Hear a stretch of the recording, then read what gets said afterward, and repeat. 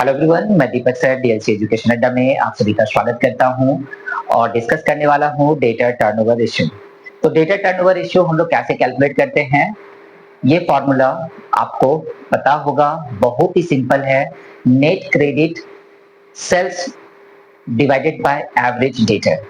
But problem ये है कि हर बार क्या मुझे एग्जाम में इतना इजी देगा और इतना इजी से मुझे मार्क्स मिल जाएगा? ऐसा नहीं होता है। क्यों? ये प्रूव करने के लिए ये है सवाल यहाँ पे। तो चलिए इस सवाल को पढ़िए। क्या बता रहा है? Calculate data turnover ratio.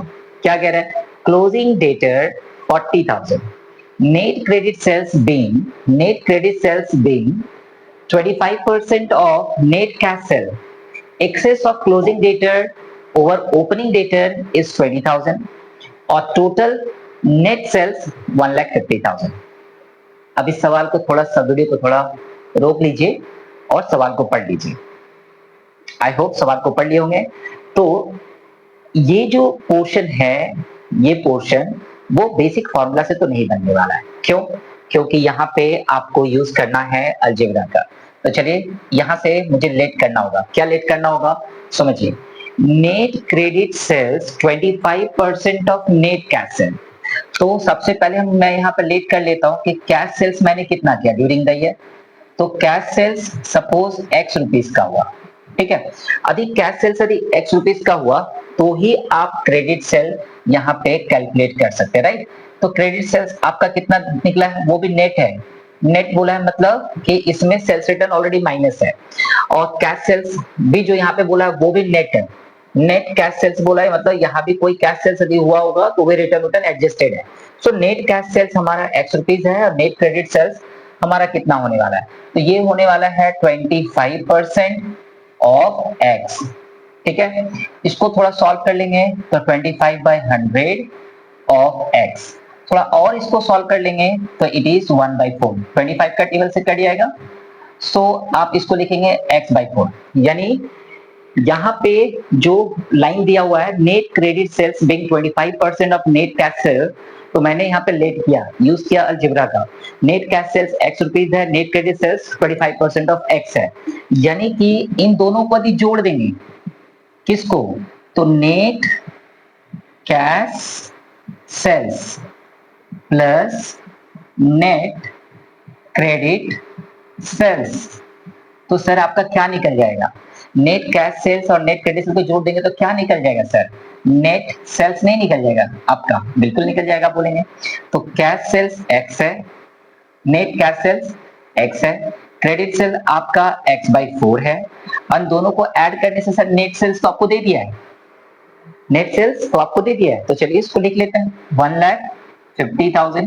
थोड़ा सा अलजेब्रा का यूज करना है और इसको ऐड कर लेना है। तो एलसीएम निकाल के सॉल्व करेंगे। 1 और 4 का एलसीएम होगा 4, 1 से डिवाइड देंगे 4, 4 into x 4x, 4 से डिवाइड देंगे तो 1, 1 into x x। सो आपका 1,50,000 आरएचएस में एज इट इज रह जाएगा।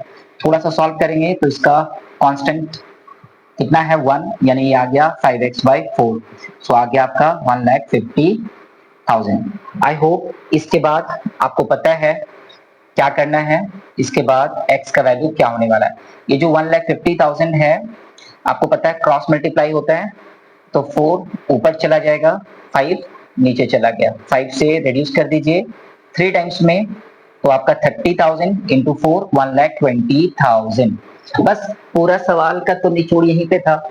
जैसे ही आपको x पता चल गया, जैसे ही आपको x पता चला, आप करेंगे क्या?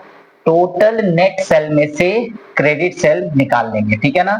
तो क्रेडिट सेल्स निकल गया 1,50,000, 1,50,000 में से माइनस कर दीजिए 1,20,000 जो कि आपका कैश सेल्स है, यानी कि 30,000 आपका क्या आ गया? नेट क्रेडिट सेल आपका आ गया।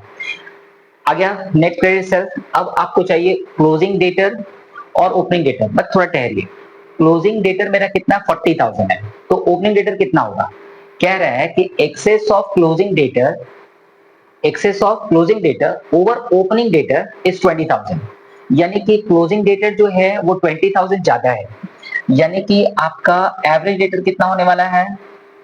एवरेज डेटर, तो ओपनिंग डेटर देख सकते हैं, ओपनिंग डेटर से 20,000 ज्यादा है, तो बी सर ज्यादा है, मतलब क्लोजिंग डेटर में से, क्लोजिंग डेटर क्या कहना चाह रहा है, कह रहा है कि यदि आप क्लोजिंग डेटर में से, यदि आप क्लोजिंग डेटर में माइनस कर देंगे ना ओपनिंग डेटर,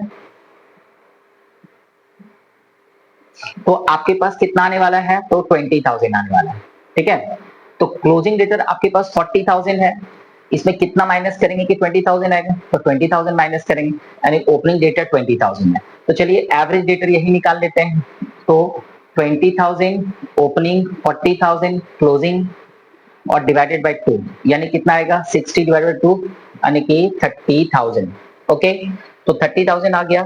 तो अब हम यहाँ पे एवरेज डेटर नहीं लिखेंगे। ठीक है, तो यहाँ पे हम लिखने वाले हैं debtor turnover ratio 30,000 net credit sale और डिवाइडेड बाय एवरेज डेटर 30,000, यानी कितना हो गया, 1 टाइम आ गया है। अब आपको बताना है कि ये कितना अच्छा है या कितना बुरा है। डेटर टर्न ओवर रेशियो जितना कम होगा फर्म के लिए उतना ही खराब है, डेटर टर्नओवर रेशियो जितना ही ज्यादा होगा उतना ही अच्छा है। ठीक है, ये रहा observation objectives of the data turnover ratio. यदि ये छोटा सा कैलकुलेशन यदि आपको अच्छा लगा, प्लीज लाइक एंड शेयर कर दीजिए, चैनल पर नए होंगे तो सब्सक्राइब कर लीजिएगा। मिलते हैं नए वीडियो में, थैंक यू, बाय बाय।